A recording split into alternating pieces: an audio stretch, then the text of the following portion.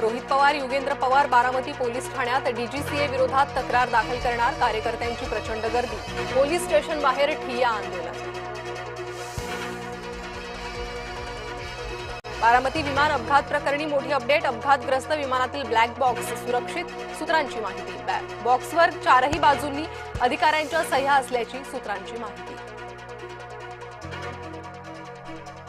बारामती विमान अपघाताच्या चौकशीसाठी जनहित याचिका दाखल, मुंबई उच्च न्यायालयात जनहित याचिका दाखल, याचिकेत रोहित पवारांचा प्रतिवादी म्हणून उल्लेख।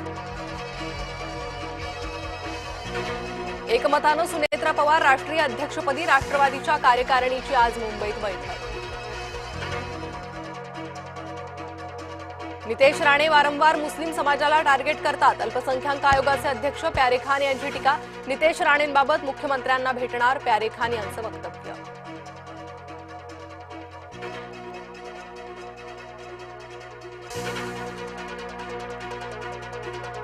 रायगड जिल्हा परिषदेचा तिढा सुटता सुटेना, एकनाथ शिंदे, सुनील तटकरे आणि उदय सामंतांमध्ये बैठक, सुनील तटकरे भूमिकेवर ठाम असल्याची माहिती।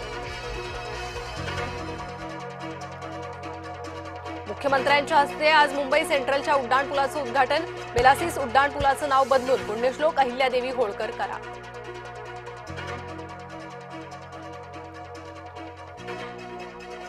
मराठी शाळा बंद, राजभाषेचा विजय असो, मराठीला अभिजात भाषेचा दर्जा फक्त कागदावरच, सामना संपादकीयातून हल्लाबोल। हिंगोलीत शरद पवार गटाला भाजपचा धक्का, माजी मंत्री जयप्रकाश दांडेगावकर यांचे पुत्र करणार भाजपात प्रवेश, भाजप प्रदेशाध्यक्ष रवींद्र चव्हाणांच्या उपस्थितीत आज प्रवेश।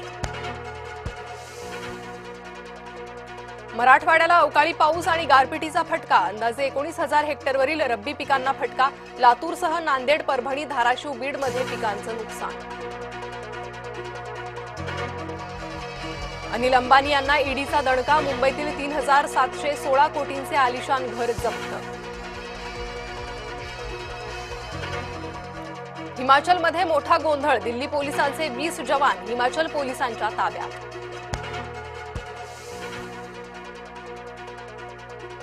अभिनेत्री रश्मिका मंदाना, विजय देवरकोंडा आज उदयपूरमध्ये बांधणार लग्नाची गाठ, विवाहाला टॉलिवूड बॉलिवूड कलाकारांसह दिग्गज नेते हजेरी लावण्याची शक्यता। घरच्या मैदानातच लंकेचा किवीजकडून पराभव, T20 वर्ल्ड कपमधून लंका आऊट। आज T20 वर्ल्ड कपमध्ये डबल धमाका, पहिल्या सामन्यात अहमदाबादेत दक्षिण आफ्रिका विरुद्ध वेस्ट इंडिज सामना। आज सुपर 8 मध्ये चेन्नईत टीम इंडिया समोर झिम्बाब्वेचं आव्हान, सेमीजमध्ये जागा मिळवण्यासाठी दोन्ही संघात जोरदार लढतीची शक्यता।